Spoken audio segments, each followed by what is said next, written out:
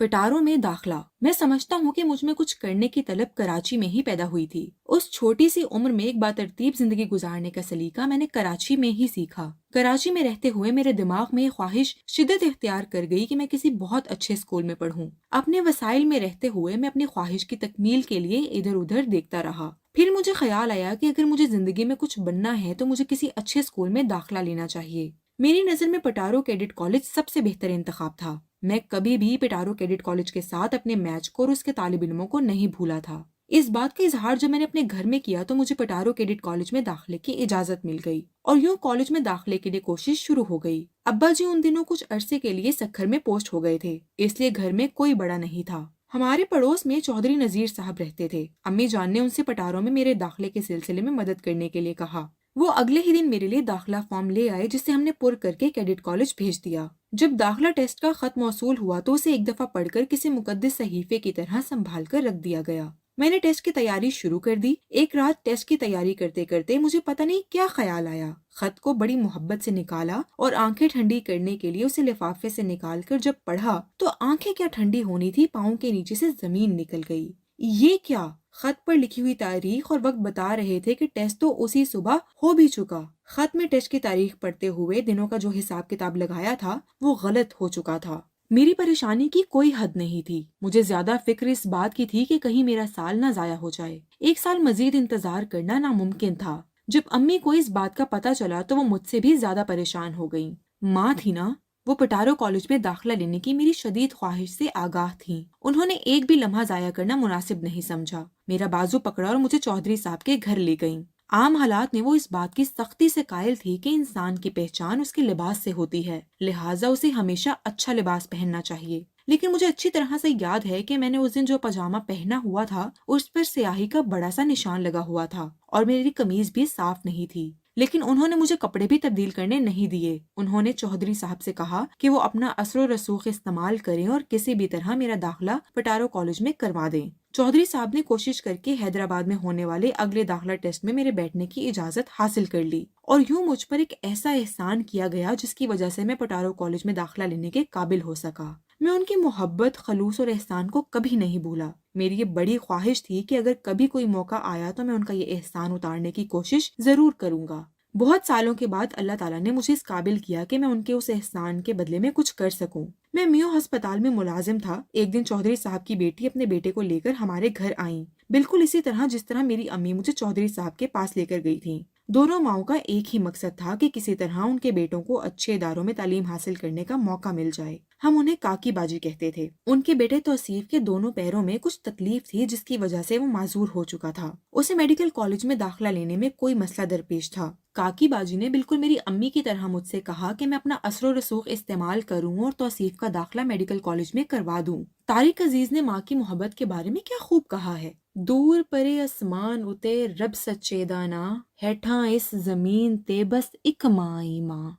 कहते हैं कि औरत जब माँ बनती है तो अल्लाह ताला की तरफ से बहुत सी नई खसूसियात उस पर इल्हाम की तरह नाजिल होती हैं। शायद इसीलिए बहुत से बुजुर्गाने दीन और आगाही रखने वाले लोग माँ को वली का दर्जा देते हैं और जब तक उन पर माँ का साया हो वो किसी और वली की तरफ मतवजा नहीं होते। मैंने पूरी कोशिश की और बिल आखिर तौसीफ को मेडिकल कॉलेज में दाखिला मिल गया। दाखिला टेस्ट देने के लिए मुझे हैदराबाद जाना था, जबकि उससे पहले मैं कभी हैदराबाद नहीं गया था। अब्बा को छुट्टी मिलना मुश्किल थी, इसलिए उन्होंने मुझे मोहल्ले के एक और साहब के साथ हैदराबाद रवाना कर दिया। उस वक्त मोहल्लेदारों में बहुत भाईचारा होता था। शायद अब भी किसी जगह ऐसा होता हो, लेकिन अब तो पड़ोसी और मोहल्लेदार सालों साल एक दूसरे से बात तक नहीं करते। पहले दिनों में लोग मेहमान को खुदा की नेमत समझते थे और अगर कोई मेहमान एक दो दिन कयाम करने के लिए आ जाता था तो मेजबान बहुत ज्यादा खुश हुआ करते थे। हैदराबाद हम उस मोहल्लेदार के किसी मिलने वाले के घर ठहर गए। दिन का वक्त था और मौसम शदीद गर्म था, लेकिन रात होते ही बहुत ठंडी हवाएं चलने लगी और रात को हम कमरे के अंदर सोए। इंटरव्यू के दौरान मैं काफी मुस्तरिब था और बैठा अपनी उंगलियों को चटखा रहा था। उस पर प्रिंसिपल साहब ने मुझे टोका और फिर मेरा इंटरव्यू उंगलियों के चटखाने के बारे में ही होता रहा।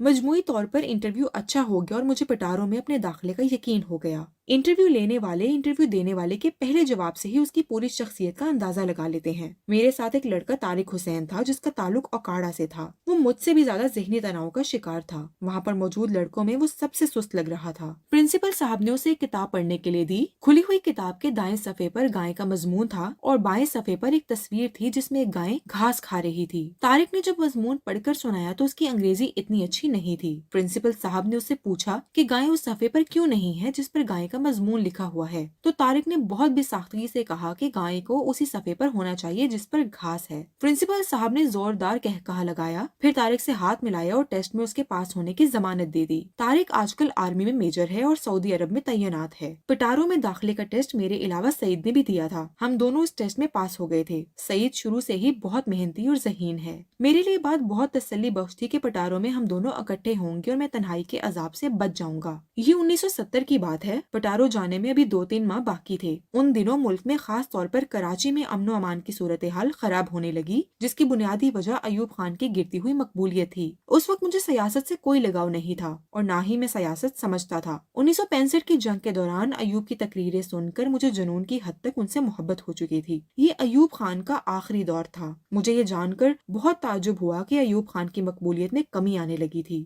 میں اس کے پس پردہ محرکات سمجھنے سے قاصر تھا، لیکن مجھے اتنا یاد ہے کہ لوگ یہ باتیں کرتے تھے کہ چینی بہت مہنگی ہو گئی ہے، اس لیے شاید چینی کا مہنگا ہونا ایوب کے زوال کے اسباب میں سر فہرست تھا۔ جب حالات کا دھارا مخالف سمت میں بہتا ہے تو پھر رکتا نہیں۔ اچانک ایوب خان کے خلاف مظاہرے شروع ہو گئے۔ لوگ کہیں بھی اکٹھے ہو جاتے اور ایوب خان کے خلاف نعرے بازی شروع کر دیتے۔ کراچی میں خاص طور پر صدر ایوب کے خلاف بہت مضبوط محاذ بنا ہوا تھا۔ اس دور میں ایک تو بھٹو صاحب نئے نئے مشہور ہو رہے تھے، دوسرا معاہدہ تاشکند کے بعد ایوب خان سے اختلاف کی وجہ سے لوگوں کو بھٹو سے بہت توقعات تھیں۔ وہ انہیں اپنا لیڈر سمجھنے لگے تھے۔ مجھے کسی پارٹی کا نام تو یاد نہیں جو ایوب خان کے خلاف سب سے زیادہ سرگرم تھی۔ ہاں، صرف اتنا یاد ہے کہ محلے میں جلسے جلوس ہوتے تھے اور ایوب خان کے خلاف تقریریں کی جاتی تھیں۔ ان جلوسوں کو روکنے کے لیے پولیس چھاپے مارتی، لیکن لوگوں نے ان چھاپوں سے بچنے کے لیے ایک بہت انوکھا طریقہ وضع کیا ہوا تھا۔ یہ پیغام پہنچانے کے لیے پولیس آ رہی ہے، لوگ بجلی کے کھمبوں کو کسی لوہے کی سلاخ سے بجاتے اور یوں یہ پیغام ایک کھمبے سے دوسرے کھمبے تک پہنچایا جاتا۔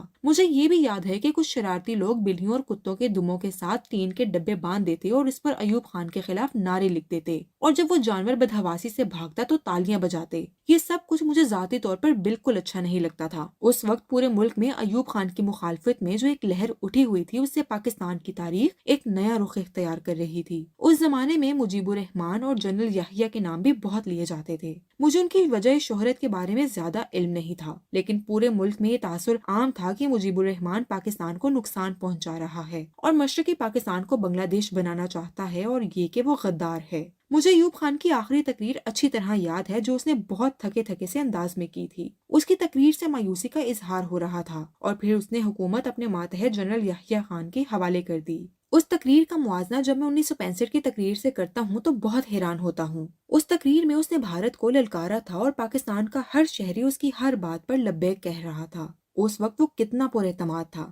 آج وہی شخص اعتماد سے محروم تھا اور اپنی حکومت اپنے ایک ماتحت کو سونپ رہا تھا۔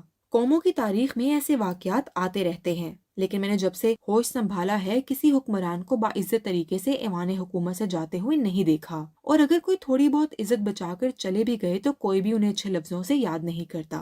سارے حکمران ایسے ہی حکومت کے ایوانوں سے رخصت ہوتے ہیں۔ صرف پاکستان ہی نہیں بلکہ بہت سے ترقی پذیر ممالک میں عموماً اور مسلم ممالک میں خصوصاً ایسے ہی حالات نظر آتے ہیں۔ سارے حکمران ایسے ہی حکومت کے ایوانوں سے رخصت ہو جاتے ہیں، چاہے وہ افغانستان کا ظاہر شاہ ہو، مصر کا انور سادات یا بنگلہ دیش کا مجیب الرحمان ہو۔ Pity the nation which eats bread it does not harvest. Pity the nation which wears clothes it does not weave. And pity the nation which always welcomes its new rulers with drums and music, only to say goodbye to outgoing rulers. اگر آپ ترقی یافتہ ممالک میں جائیں تو آپ کو کتابوں کے اسٹالوں پر ایسی کتابیں مل جائیں گی جو ان کے حکمرانوں کی زندگی کے بارے میں ہوتی ہیں۔ لوگ اپنے بچوں کو یہ کتابیں پڑھنے کے لیے دیتے ہیں تاکہ وہ یہ جان سکیں کہ ان کے حکمران کیسے تھے۔ انہیں یہ بھی بتایا جاتا ہے کہ وہ حکمران کیا کرتے اور کیا کھاتے پیتے تھے، لیکن ہمارے ملک میں ایسی کتابوں کو کتابوں کے اسٹالوں پر آنے میں بھی ابھی بہت وقت لگے گا۔ یہ ایک المیہ ہے کہ ترقی پذیر قومیں اپنے ہر آنے والے سربراہ کی شان میں قصیدے پڑھتی ہیں اور بینڈ بازی سے ان کا استقبال کرتی ہیں، لیکن تھوڑے ہی عرصے میں اس سربراہ سے بیزار ہو جاتی ہیں اور پھر اس کا مذاق اڑاتی ہیں اور اس پر بہتان باندھتی ہیں۔